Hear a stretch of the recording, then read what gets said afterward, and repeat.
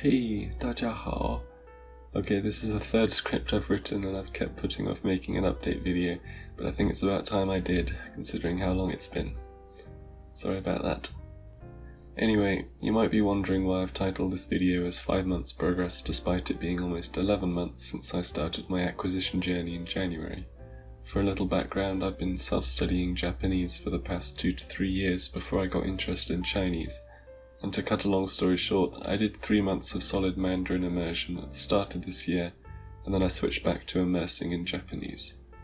Before April, I was making lots of great friends with Japanese people through exchange apps, and I guess I simply missed Japanese. So I spent another 6 months improving my Japanese until I started uni this September and re-evaluated which language I really want to pursue, and deciding on Mandarin. So counting the first 3 months and the last 2 months of immersion, that adds up to 5 months so far, and hopefully I'll be a little more consistent from now on. Getting to know Chinese so far has been actually really fun. I don't know why, but at least for me, listening to a language I understand nothing of is strangely relaxing, and Chinese is such an interesting language phonetically, it's actually been quite pleasant immersing in it. In my first video, I mentioned how even at 2 months I was starting to feel closer to the language, and I've only felt that connection grow more and more since then. If you're not aware already, my approach to acquiring Mandarin is strongly inspired by the work of Stephen Krashen on the input hypothesis, according to which we acquire language when we get lots of comprehensible input.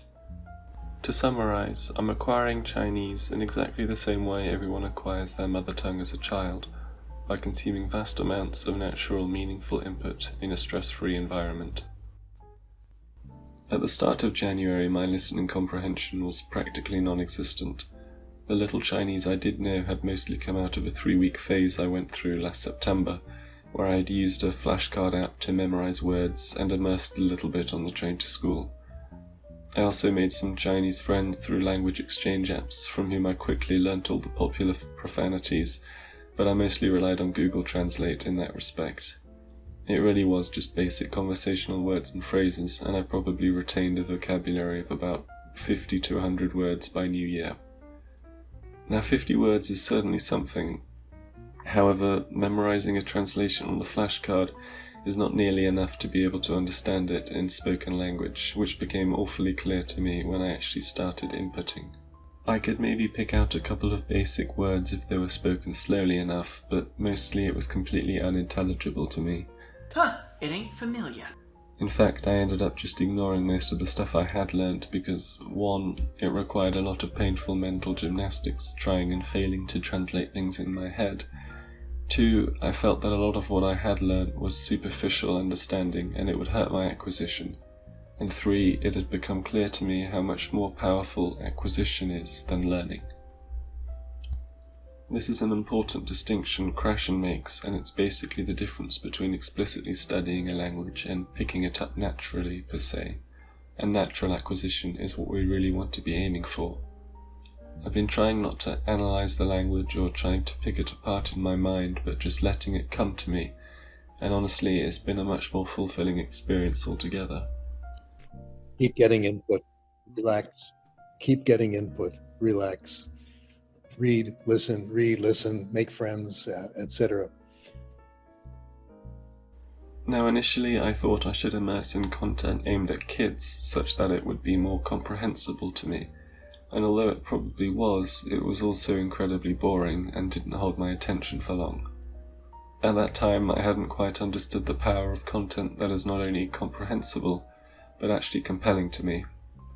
This is an idea Steve Kaufman emphasizes a lot in his videos, and it's something I really should have paid attention to, because once I did, it made a world of difference. What I mean by compelling content is content that I actually enjoy, things that interest me and get me hooked. And it's not hard to work out what sort of content that is, because I can actually just look at the sort of stuff I enjoy consuming normally.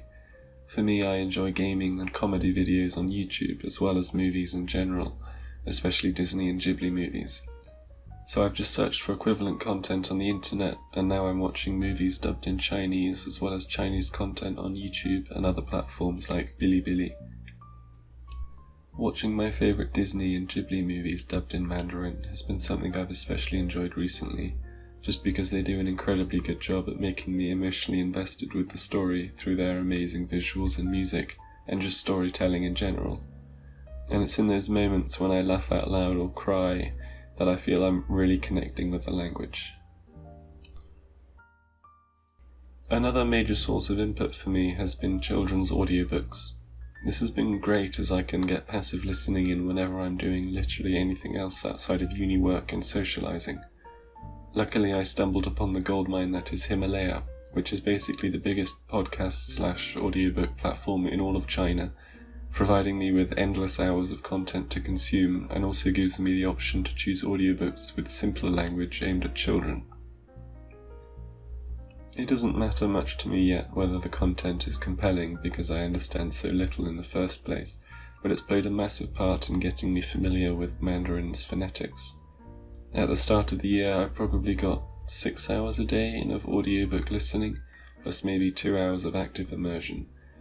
But recently, with COVID and isolation and everything, I've had a lot more time to myself, and I've managed to average about 4 hours of active and 10 hours of passive daily immersion, but it varies a lot depending on my workload.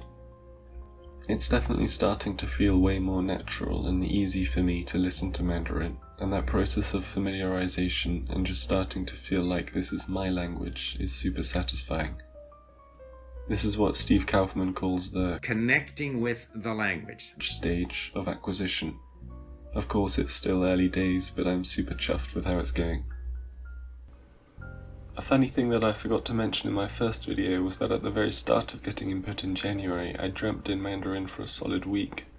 Of course, it was all nonsense Chinese, but I think it's interesting how my brain immediately reacted to all that new input, and I still find myself quite often dreaming in Mandarin. You might be wondering if I'm focusing on reading and writing at all right now, and in short, no, but I'm really looking forward to it. I think reading definitely plays a massive, if not the biggest role in acquiring a vocabulary and building literacy in general, but I think it's most effective when you already have a good understanding of the spoken aspect of language in the first place.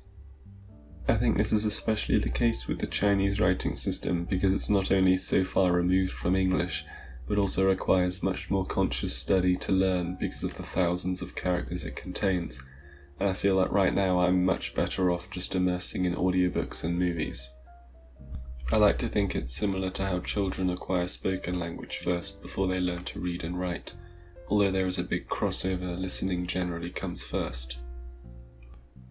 One of the main reasons I made this channel is because I think the work of Stephen Krashen and subsequent researchers is criminally unknown to the general public, and although I think there's already plenty of evidence supporting his work, I think it certainly wouldn't hurt to share my own journey of acquiring Chinese from a beginner's standpoint, using the input methods that are shown to work. I just think that a lot of people could benefit from these ideas, and at the end of the day the world would be a much more neighbourly place if we could actually understand each other. Anyway, thank you very much for watching, and sorry again for the late update. I'm glad if this is at least a little interesting to some of you. The plan is to update my progress every 4 months or so from now on, but considering how that went last time, anything could happen really. Feel free to leave a comment if you also love language. God bless, and 再见.